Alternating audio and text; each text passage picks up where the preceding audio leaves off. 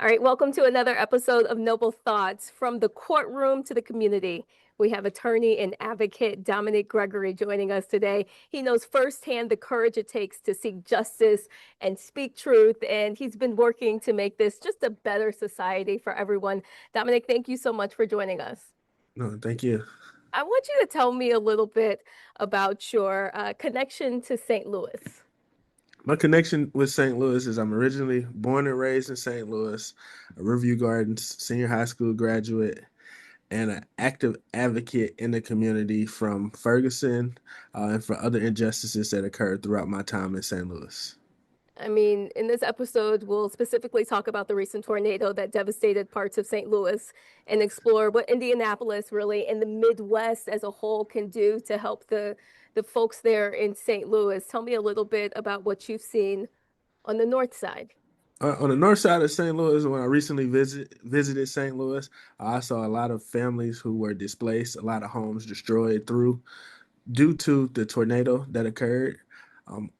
Also saw a lot of people helping on the ground because the city, which we all know, has not really stepped in to really do much. So the people of the community has had to step in firsthand to provide essential needs such as raising funds for people to have shelter, water, uh, things that people use on a daily basis, like hygiene products and things such.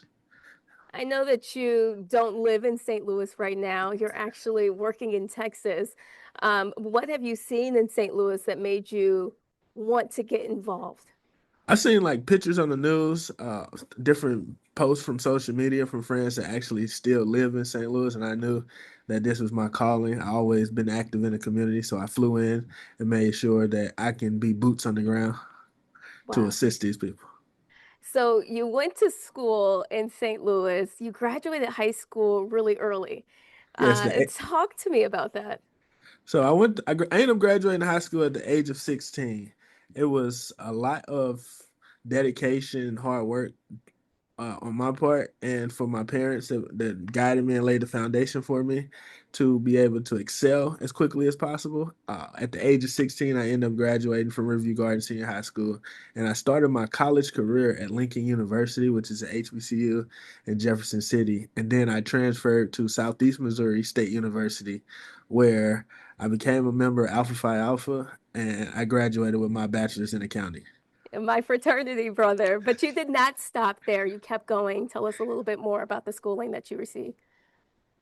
Can you ask the question again? You kept going to school though. Yes. So you ended up earning a law degree. Talk to us about how that became. So I always wanted to be an attorney since I was in kindergarten. It was a lifelong dream of mine. An incident actually happened in St. Louis in 2014, August of 2014, where an unarmed team was gunned down by a police officer. And my involvement in seeking injustice through the protest, through sitting with community leaders, going to the hall meetings and speaking up for the community because the community in which this incident occurred is the community that I was raised and I grew up in.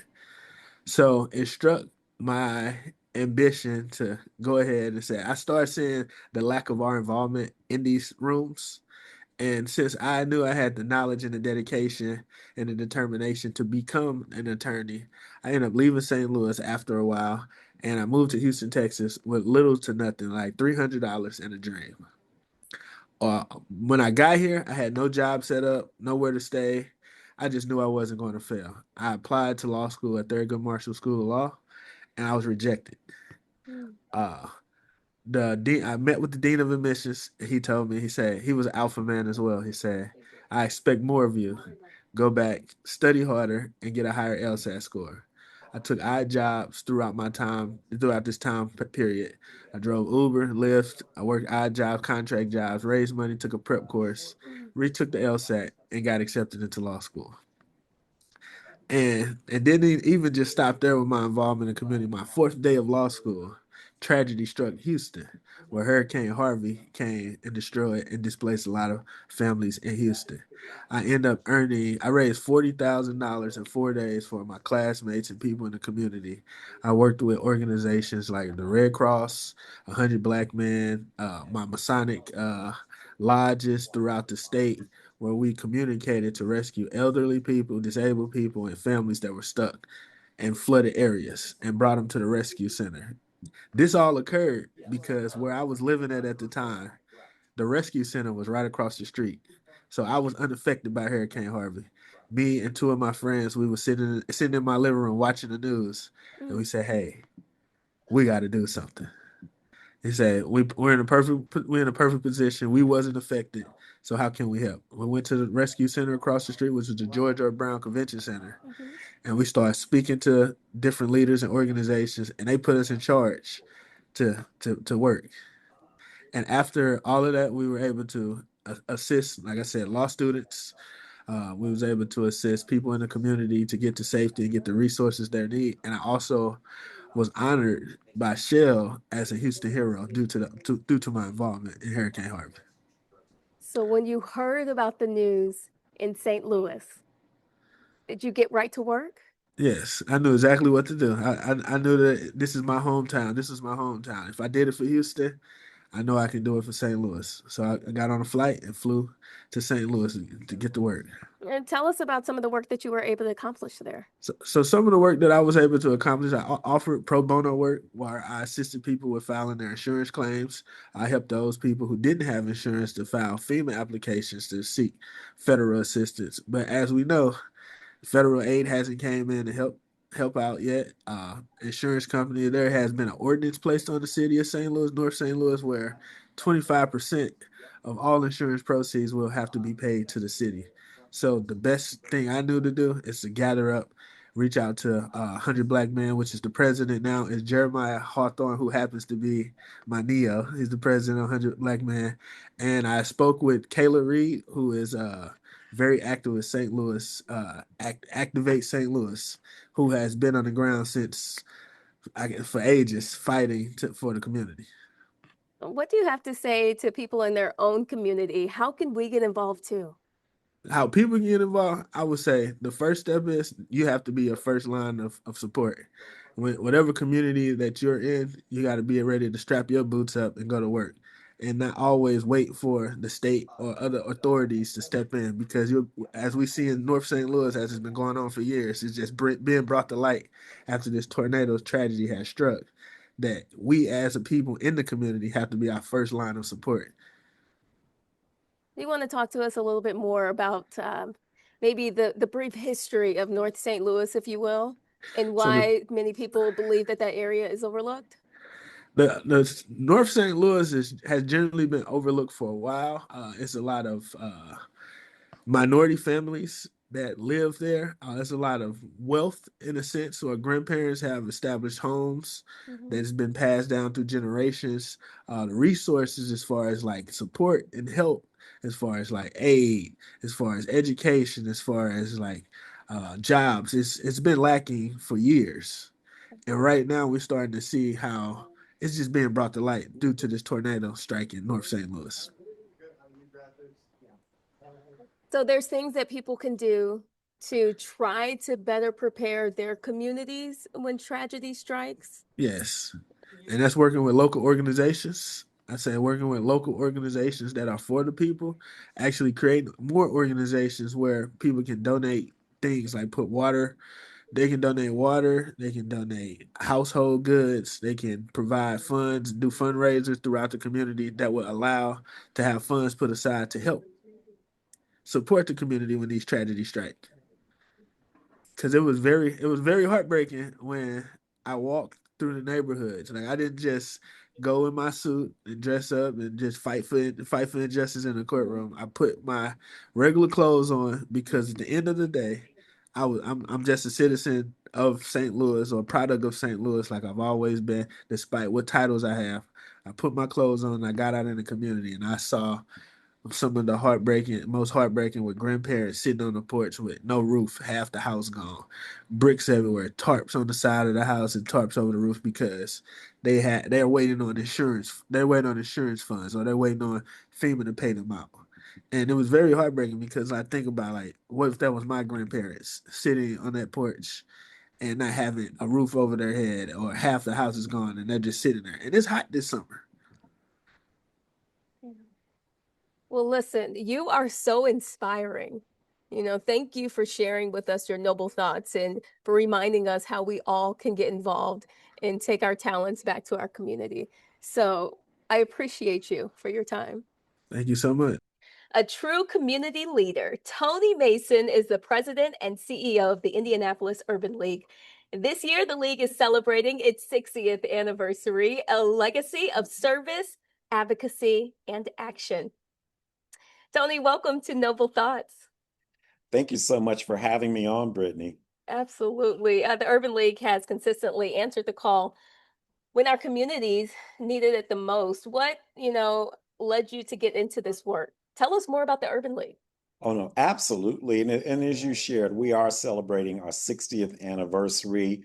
And I know that I'm sitting in this place on the shoulders of the late, great Sam Jones, my predecessor, Joe Slash, as well, and a myriad of great staff members and volunteers, including Miss Faye Williams. Some people in the community know her. She's our remaining living founder that was at the table when this got launched in 1965. But today, the Urban League is definitely a dedicated, committed organization honoring our mission, which is to assist African Americans and other disadvantaged individuals with achieving economic and social equality and an improved quality of living through our various programs and services. We have a myriad of workforce development initiatives ranging from New Beginnings, which is soft skills, to our IUL Training Works program, where people are getting stackable, industry recognized credentials. We have a myriad of health and wellness initiatives, everything from free health screenings to the work that we do in the HIV/AIDS awareness and screening space in the community. Hunger relief, as you know, since the onset of the pandemic, we've been doing drive-through food distributions, as well as we've opened a pantry inside of our facility. We have fitness activities and a number of initiatives addressing the health challenges facing people in this community. We have entrepreneurship initiatives. We are several cohorts in, and I know we have helped hundreds of small businesses and entrepreneurs in their various stages of growth. And the list could go on and on. Education with Project Ready, going back to 2008, getting young people prepared to go to college or into the workforce. It's a combination of mentoring as well as curriculum, also making sure that we help those families navigate the college application and admissions process, financial aid, you name it. So when people think of the Urban League, typically they're thinking of advocacy and legislative policy work, but we also function very much like a multi-service center. We are a United Way accredited agency, and of course, we have numerous partnerships across the community that enable us to do this work. We don't do it alone. Now you're the president of the chapter here. How did you find yourself in this role? Well, I'll tell you, I first got involved in the Urban League movement as a young professional. I was invited to a meeting, I want to say it was 2003 or 2004, by my predecessor, Mr. Joe Slash, who I worked closely with on the Circle City Classic. At that time, I was the executive director of Circle City Classic. He said he wanted to roll out this new program. I came to that meeting and left the meeting as a founder and the first president of the very first version of the Young Professionals. And that got me exposed even more greatly to the Urban League, as it came with me serving on the board of directors. And so I became definitely quite the passionate supporter for the league. And then after completing my work at Circle City Classic, senior VP for the Super Bowl host committee, I then subsequently ended up here in 2014 at the league. And so I'm now in my 11th year. But we've got an amazing staff. It's not just myself. We've grown from a staff of 12 or 13 now to over 40 individuals who are delivering programs and services that benefit people each and every day. Over the 11 years, you guys have found yourself addressing some serious issues. The Yes. water crisis in Flint, Michigan, COVID-19. How has the Urban League stepped up in major moments like these? And so one of the things that everyone needs to know, we have over 90 Urban League affiliates across the country. We range in size, large and small, and we obviously work with our national intermediary, the National Urban League. But in moments of crisis, we all step up to meet the needs in our communities. Of course, we provide programs and services each and every day, but as you mentioned, the water crisis in Flint, Michigan. Our young professionals group, the Exchange at the Indianapolis Urban League, took the lead and went and got water products donated and took on the effort of personally delivering truckloads of water to Flint, Michigan, to help those families when they were in crisis. When we talk about the pandemic here in Indianapolis, that is when we first got involved in hunger relief. We partner with Second Helpings, also Gleaners. And what we essentially started doing, because adjacent to the Urban League facility, we have 2 senior living communities. And of course, we've got the university across the street and the Ransom Place neighborhood. We started getting calls with people expressing worries and concerns about having access to food supplies and resources. And so we started doing weekly drive-through food distributions at the very beginning of the pandemic. We did them weekly for a little over a year and a half, and then we went to twice per month, and now we've scaled it to monthly efforts, because one of the things that we learned along the way was that we really are truly living in a food desert. We have so many families. I do believe the number's over 40% of all families in Indianapolis and in Marion County are ALICE families. That's asset limited, income constrained, basically working poor. And so you start to see in moments like that, when a crisis hits, it hits the people who are struggling prior to it the hardest. And so we were serving 500 to 700 families a week during that hectic period of the pandemic. We still now find ourselves providing food to individuals and families, over 500 per month. We've also established a food pantry inside of our building.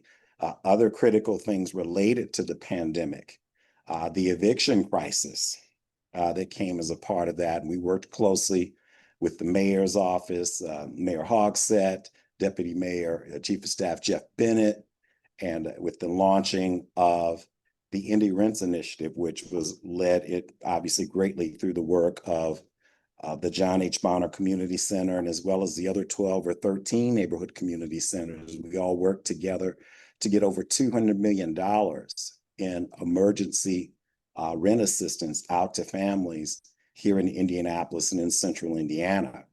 And so that helped families during that period of time to avoid eviction, which sadly, Indianapolis is consistently ranked in the top 3 in the country as far as evictions are concerned. And so that's just astounding to me that could be happening here, but that's the reality of the challenges that people are facing. We also played a key role in just making sure that we got additional resources out into the community through the Indianapolis African American Quality of Life Initiative, which is still ongoing. The National Urban League received a $100 million grant from the Lilly Endowment, and this was in the immediate aftermath of the George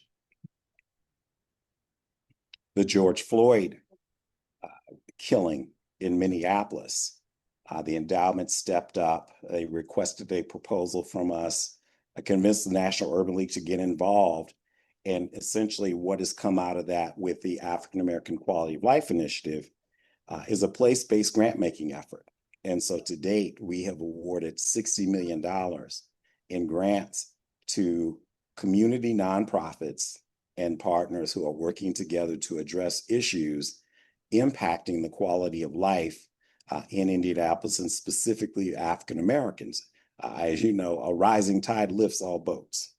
And so we know that people of all backgrounds are benefiting from the initiative. So we are addressing challenges in housing, health, education, entrepreneurship, and employment. And so it has been great to see community organizations, large and small, nonprofits, organizations, grassroots organizations, faith-based entities, some who may not always be at the table when their resources are available or in the midst of a crisis, all coming together to address these critical challenges facing African Americans in this community. The initiative itself, its strategies and priorities were developed with input from everyday citizens in this community. I'm one of those folks, Brittany, where I've never been surveyed by people on the street. And so I'm always, I guess, curious and amused at who gets surveyed and how narratives are created from that. And so we wanted to make sure we got input from families, mothers, fathers, young people that help shape those goals, and obviously with input and discussion and recommendations from thought leaders and experts and service providers in all of those sectors as well. So you bring that together and you have priorities and strategies that are reflective of the need of the people in the community. So it's not the Urban League came up with these goals and strategies. Everyday folks were a part of that process. So we're proud of what's happening there, what continues to happen. How are you advocating on behalf of those people at the State House? How are you guys connecting with lawmakers? What's on your radar? Absolutely. And so really, Brittany, for the past 5 years, we've worked very closely in partnership with the African American Coalition of Indianapolis. We've also partnered with Black Onyx Management. And so our team, under the leadership of Mark Russell, who directs our advocacy and legislative policy efforts, have worked to make sure that our organization is partnering and working with others to lean in on issues at the State House. As you know, the last 5 to 7 years in terms of legislative policy have been real hectic and real challenging. And so we've wanted to take on the role of making sure that the community is engaged and informed. And you all, as Wish TV, as Circle City Broadcasting, you've been a big part of that, because as you know, it's been everything from broadcasting debates, as far as Donna Brazil and others, but also supporting Wish Television and its production with respect to even the candidate debates and forums that have taken place, messaging around getting the vote out, but making sure that we're at the table and that we're sharing information with the community. If you look back to the last legislative session and the discussions around IPS and the charter schools and funding, we wanted to make sure that the community was engaged and aware of what the impact would be if IPS had to share funds and resources. And so we were thankful to be able to be a part of that. Now we recognize there's a lot of work to do. And so, as you know, sometimes the success is in making sure that policies that are bad get killed or get forced to committee. And then sometimes you may not come out on the favorable end, but can you negotiate or be a part of conversations that result in something that is more workable for people and for the community? As you know, it goes without saying, these are very, very challenging times on the legislative policy front. We've been able to have meetings with the Speaker of the House, the President Pro Tem. We also work closely with our great leaders in the Indiana Black Legislative Caucus as well. And so, again, it takes an effort. And when I mentioned the African American Coalition earlier, that's an organization of organizations, if you will. We have over 20 nonprofits that have been involved in the AACI, which has been around now for over 20 years. Legislating, advocating together. We've also been a part of making sure that we engage the corporate and municipal community as well. And so we've done that through one of the efforts, Business Equity for India Initiative, which again, in the fallout from George Floyd and the push for racial equity, having corporations come together and to lean in to do the work that's needed to make sure that we have a more equitable living experience and learning experience and work experience in this community. And so, I have to commend the Indy Chamber, Central Indiana Corporate Partnership for leaning in on that work. Also Inspire, formerly known as the Corporate Community Partners for Racial Equity, doing legislative policy work as well, because we have to lean in together and we have to have allies to do the work that we do. And sometimes it's a combination of municipal leaders, corporate leaders, volunteers, community advocates. This work doesn't get done without coordination as well. We work closely with the concerned clergy, the NAACP, Indiana Black Expo, and others in doing this work. Tony, tell us how we can support you at the Indianapolis Urban League. Well, let me say this. Dollars and resources are needed now more than ever. Brittany, as you can imagine, with the federal and state executive orders, the budget cuts that we are seeing impact nonprofits all across the country, but especially in our community. And there have been some big cuts that will create challenges for people. So we need people to make donations to the Indianapolis Urban League. They can visit our website at www.indplsul.org. Also, when you go online, you can make donations and contributions. We also invite the community to attend our upcoming fundraiser luncheon on June 25th at the Indiana Convention Center. We will have our annual Equal Opportunity Day award luncheon, and that's where we're uplifting and showcasing our success stories, our scholarship recipients. Last year, we were blessed and fortunate to have you there as our MC. And so that's right around the corner again. And of course, we're going to be doing that same thing because we always want to call attention to not only the great work that we're doing in the community, but the achievements of our program participants.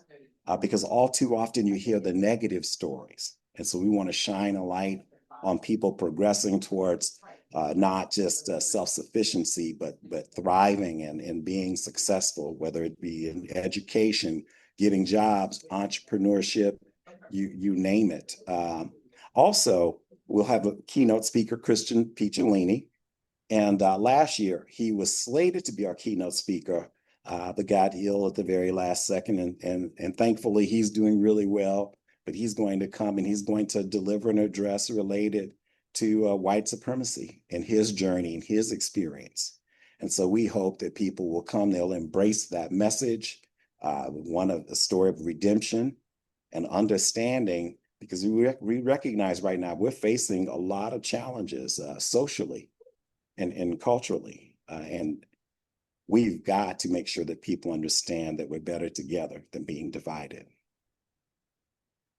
Are there any volunteer opportunities for people that may not have the money but still want to help the Indianapolis Urban League?